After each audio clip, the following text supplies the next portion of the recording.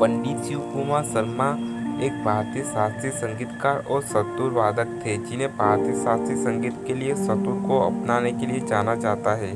पंडित शिव कुमार शर्मा का जन्म गुरुवार 13 जनवरी को 1938 को जम्मू में हुआ था, जो उस समय जम्मू और कश्मीर रियासत का हिस्सा था। एक इंटरव्यू में उन्होंने अद्भुत किया, मैं कश्मीरी नहीं हूँ। हालांकि कई लोगों की धारणा है कि मैं कश्मीरी हूँ, कश्मीरी घाटी से है, मैं जम्मू से हूँ, डोगरी हूँ। अपने पिता से प्रेरित होकर शिव कुमार शर्मा ने 5 साल की उम्र में तबला बजाना सिखाना शुरू कर दिया था। उन्होंने इंटरव्यू में कहा, मेरे पिता को लगता था कि संगीत के प्रति मेरा कुछ झुकाव है, इसलिए जब मैं 5 साल का था तो मुझे तबला और स्वर संगीत का प्रशिक्षण दिया गया।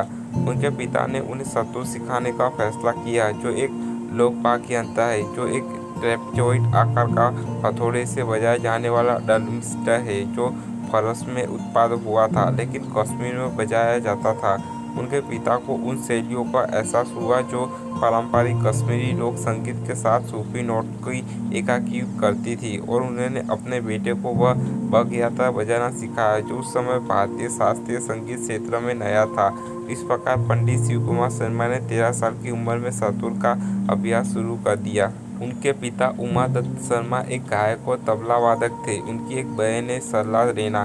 पंडित शर्मा जब 28 वर्ष के थे तब उन्होंने मनोरमा से अरेंज मैरिज कर ली। उनके 2 बेटे थे, राहुल और रोहित। रोहित ने भी अपने पिता के वंश का पालन किया और 13 साल की उम्र में संतूर बजाना सीखना शुरू कर दिया। पंडित शिव कुमार ने अपने करियर की शुरुआत 17 साल की उम्र में रेडियो पर बच्चों के कार्यक्रम के लिए खेलकर की थी। एक साक्षात्कार में उन्होंने खुलासा किया, मेरे पिता जम्मू और श्रीनगर रेडियो के लिए संगीत पर्यवेक्षक में रूप में काम कर रहे थे। जब उन्होंने सूफियाना शैली में बजने वाले वाद्य यंत्र देखा, उन्होंने इसे शास्त्रीय शैली में पेश किया। मैं लगभग 13 वर्ष का था, तब तक मैं 8-9 वर्षों के स्वर संगीत और तबला सीख रहा था। मेरे पिता ने भारतीय रागों की ज़रूरतों के अनुसार एक प्रणाली तैयार की। जब मुझसे इस बजाने के लिए कहा गया तो मैंने इसे बहुत तेज़ी से सीख लिया। कुछ सालों के बाद मैंने रेडियो पर बच्चों के कार्यक्रम में खेलना शुरू कर दिया।